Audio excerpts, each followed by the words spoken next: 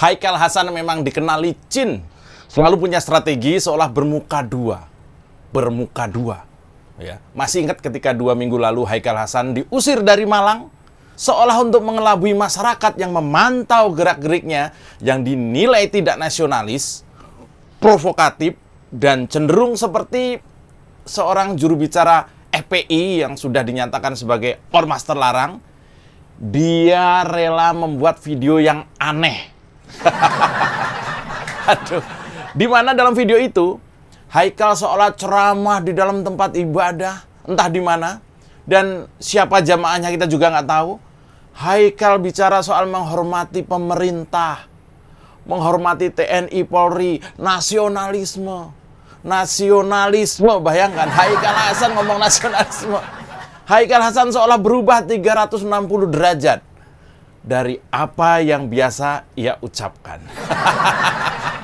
Babe, bisa aja lo, be. Orang waras bingung dengan video yang beredar itu. Kadrun apalagi.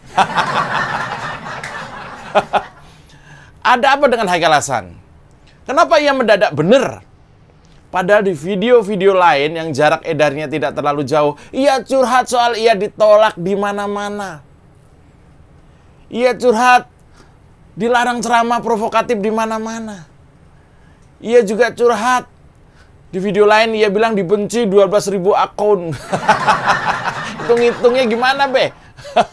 Dia juga curhat semenjak ditinggal oleh Tengku Zulkarnain almarhum. Dia tinggal sendirian, digebukin oleh netizen. Aduh. Dalam pernyataan dia yang seolah dia sadar dan benar, ini menarik sih. Sepertinya dia dandan sendiri tuh. Pakai kostum ala penceramah sendiri, rekam sendiri, ngomong sendiri, dan memang nggak terlihat ada jamaah. Bahkan suaranya jamaah pun tidak kedengeran. Maaf, be, ini ente latihan ceramah atau lagi ngonten? Ini, kita lihat lagi videonya. Solusinya langsung saya berikan. Bukan turun ke jalan. Bukan memaki-maki pemerintah. Bukan mentogut-togutkan pemimpin. Bukan mengkafir-kafirkan saudaramu. Bukan membid'ah-bid'ahkan yang berbeda faham. Bukan zolim-zolimkan TNI Polri. Bukan itu semua. Bahkan itu tidak islami. Bahkan itu tidak sesuai dengan yang Rasulullah SAW. Gimana? Gemes kan? Video ini yang membagongkan masyarakat, yang membingungkan masyarakat.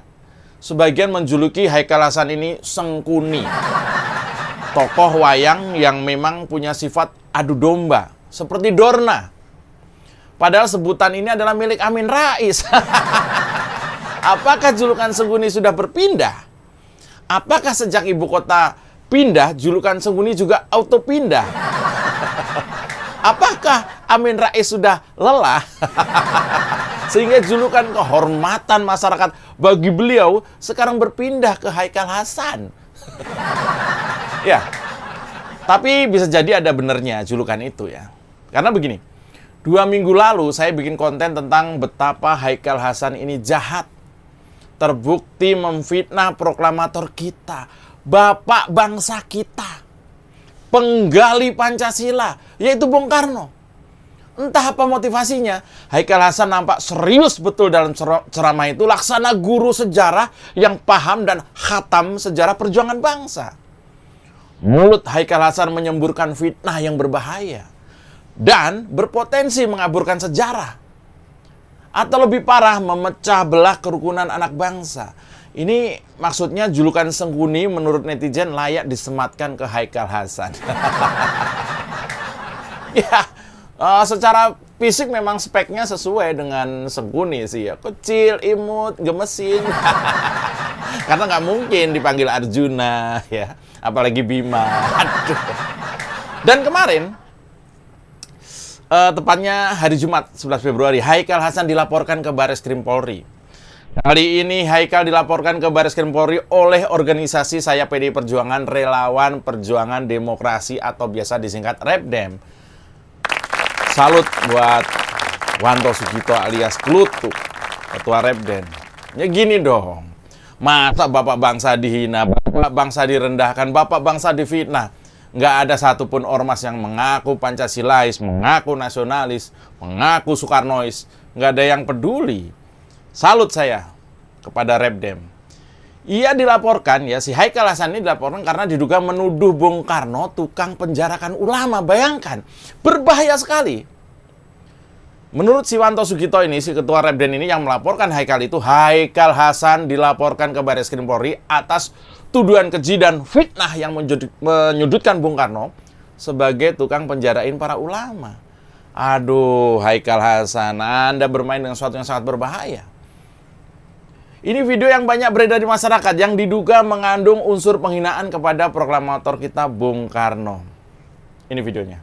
Tanggal 11 bulan September tahun 1957 ada ijtima ulama tahun 57. Ada ijtima ulama. Di mana ya ada ini? Di Palembang. Itu muktamar ulama yang pertama kali. Siapa yang pimpin? Kiai Haji Isa Ansori. Siapa sekjennya? Kiai Haji Ghazali Hasan.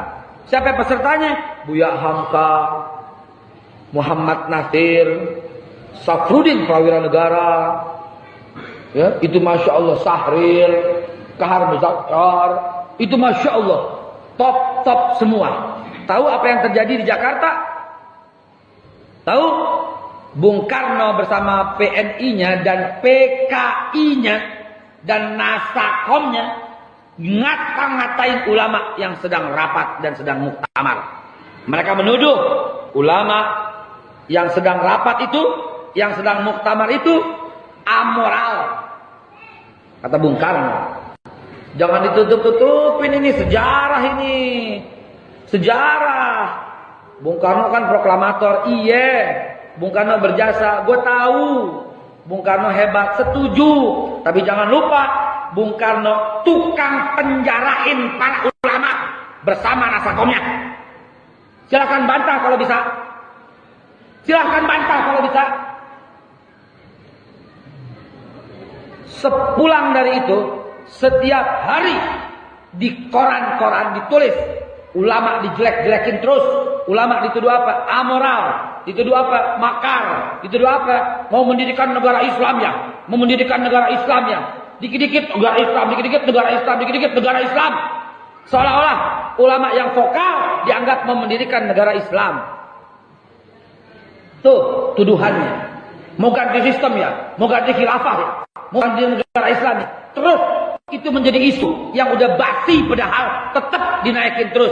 Akhirnya untuk senjata mempersekusi ulama. Ustadz Somad dibilang apa? Terindikasi HTI. Cuman luar biasa kan? Menurut saya Haikal Hasan sudah keterlaluan sih. Saya menduga ini cara mendegradasi reputasi kaum nasionalis. Bisa dengan menyerang bapak ideologisnya. Ya. Apa yang diucapkan Haikal Hasan itu laten. Kalau hasutannya dimakan umat yang masih ngambang secara ideologi, maka tinggal dikembangkan untuk menyerang pemerintah yang presidennya atau Pak Jokowi dianggap sebagai kader partai nasionalis, yaitu PDI Perjuangan. Jelas sekali Haikal Hasan sudah menebar fitnah sejarah yang sesat. Bahaya, bos! Saya jadi ingat teman saya, Dum. Gak heran kalau Wanto Sugito, Ketua Umum Repdem yang melaporkan Haikal Hasan ini menilai apa yang ditudingkan Haikal Hasan itu merupakan fitnah yang keji. Pasalnya banyak guru Bung Karno ini yang seorang ulama ternama kala itu. Karena itu, Sugito meminta agar mulut Haikal Hasan itu nggak sembarangan, nggak asal ngomong menuding Bung Karno. Ya, Wanto juga minta agar mulutnya Haikal Hasan ini ya, mungkin ya, enaknya disumpal dengan pelajaran sejarah yang benar, agar tidak hobi menyesatkan sejarah yang berpotensi mengadu domba anak bangsa. Dan harus segera diproses polisi. Tak hanya itu, kata Sugito ini, tudingan yang disampaikan Haikal itu merupakan bukti bahwa yang bersangkutan atau si Haikal Hasan tak paham betul dengan sejarah. Anda nggak paham sejarah, tapi bacot soal sejarah. Ini ditenggarai tidak berdiri sendiri. Haikal bisa jadi melakukan ini nggak sendirian. Bisa jadi ini adalah desain luas untuk menjelekkan tokoh nasional bangsa, pahlawan proklamator, yang pada ujungnya bisa jadi untuk menjadikan kita-kita masyarakat nasionalis membenci sejarah sendiri. Dan lalu dicekoki sejarah versi mereka. Mirip-mirip Orde Baru. Orde Baru. Ya, memang Haikal Hasan dikenal seperti juga seolah-olah itu jadi juru bicaranya keluarga Cendana ya. Apakah ini bisa dikaitkan?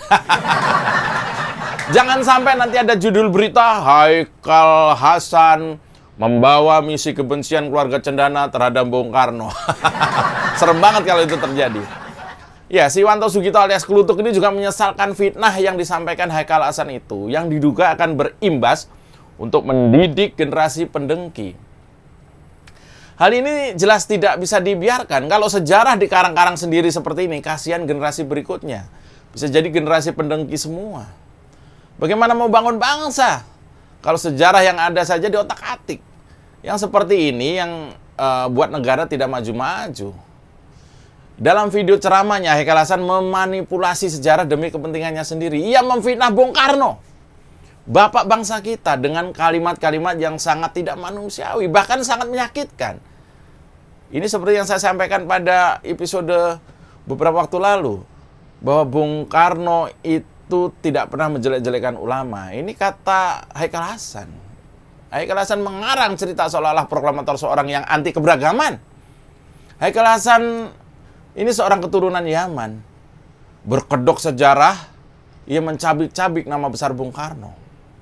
Dari video yang kita tonton tadi, ia sedang mengaburkan sejarah bangsa.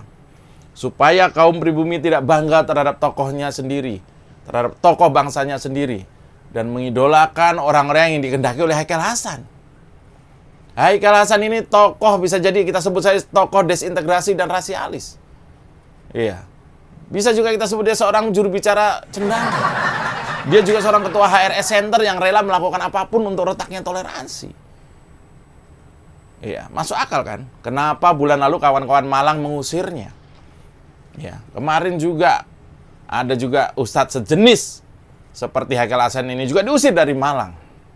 Haikal Hasan ini tidak mengerti bahayanya ucapan dalam video itu. Dia mencoba bermain-main dengan sebuah kata kunci yang bisa menyatukan berbagai elemen masyarakat nasionalis untuk memusuhinya, yaitu Bung Karno. Karena Bung Karno adalah bapak bangsa, bapak pendiri bangsa Indonesia. Meski dalam berbagai perspektif sejarah kita sering berbeda, tapi kita tidak rela jika orang yang mengabdikan dirinya, orang yang setengah usianya dihabiskan di tahanan Belanda untuk berjuang menjadi bangsa yang merdeka, dilecehkan oleh orang. Apalagi orang itu adalah seorang keturunan Yaman. Siapa Haikal Hasan ini? Apa prestasinya bagi bangsa Indonesia? Apa yang ia perbuat selain memecah belah anak bangsa?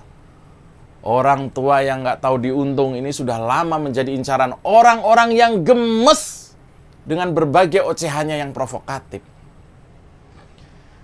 Tapi meski demikian, kita juga harus proporsional. Jangan sampai main hakim sendiri. Biarkan tangan hukum yang membuktikan apakah yang Haikal Hasan ucapkan itu yang membuat gaduh warganet, yang membuat potensi hoaks yang tinggi, terbukti melanggar undang-undang.